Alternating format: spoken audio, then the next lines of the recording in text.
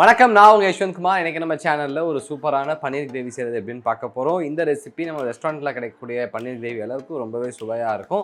இப்போ இதுக்கு தேவையான இன்க்ரீடியன்ஸ் எல்லாமே ரெடியாக இருக்குது. ப்ரிப்ரேஷன் ஸ்டார்ட் பண்ணிவிடும். இங்கே ஒரு பேன் வச்சுருக்கேன். இதில் 100 ml அளவு எண்ணெய் சேர்த்துக்கலாம். எண்ணெய் லேசாக சூடு ஆனதன் பிறகு இதில் 2 பிரியாணி இலை,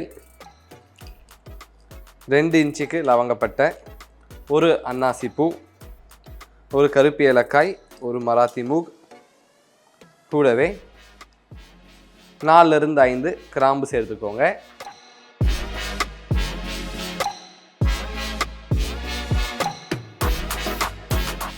இது கூடவே 1 டீஸ்பூன் அளவு சீரகம் சேர்த்துக்கிறேன். நம்ம சேர்த்துருக்க இன்க்ரீடியன்ஸ் எல்லாம் பொரிந்து இதில் இருக்கக்கூடிய மனம் வெளியே வரும்போது இதில் 3 வெங்காயத்தை நல்லா அரைத்து சேர்த்துக்கோங்க.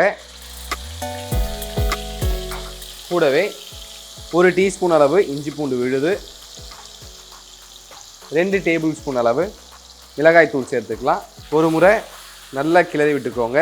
நம்ம சேர்த்துருக்க இன்க்ரீடியண்ட்டில் இருக்கக்கூடிய பச்சை மணம் முழுமையாக போகணும். அது வரைக்கும் இதை மீடியம் ஃப்ளேமில் வச்சு வதக்கிக்கலாம்.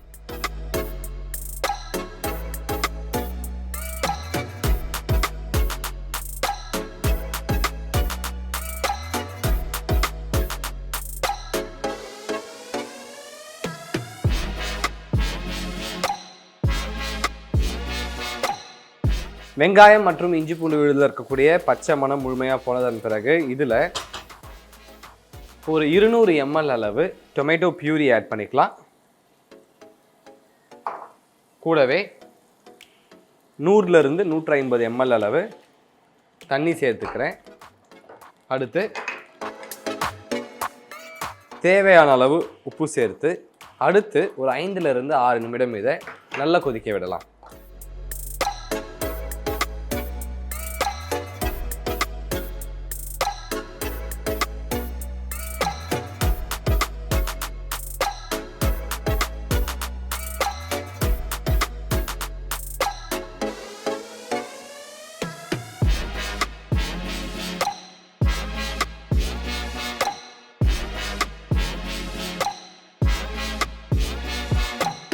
நம்ம மசாலா நல்லா கொதிச்சு இதில் இருக்கக்கூடிய பச்சை வாசம் முழுமையாக போயிடுச்சு. அது மட்டும் இல்லாமல் நம்ம சேர்த்துருக்க எண்ணெய்லாம் மேலே வந்துடுச்சு.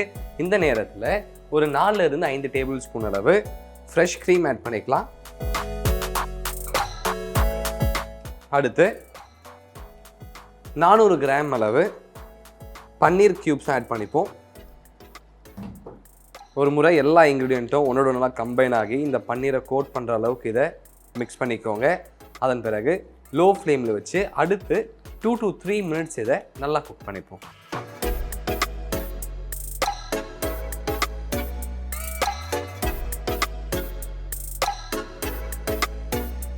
நான் சொன்ன மாதிரி நம்ம பன்னீர் கிரேவி நல்லா கொதிச்சிடுச்சு. கடைசியாக நல்ல ஒரு மனம் கொடுக்கறதுக்காக 1 டேபிள் ஸ்பூன் அளவு கசூரி மேத்தியை க்ரஷ் பண்ணி மேலே சேர்த்துக்கலாம். அதன் பிறகு ஸ்டவ் ஆஃப் பண்ணிடுவோம். இப்போ இதை எடுத்து அழகாக ஒரு பவுலில் போர்ஷன் பண்ணிக்கலாம்.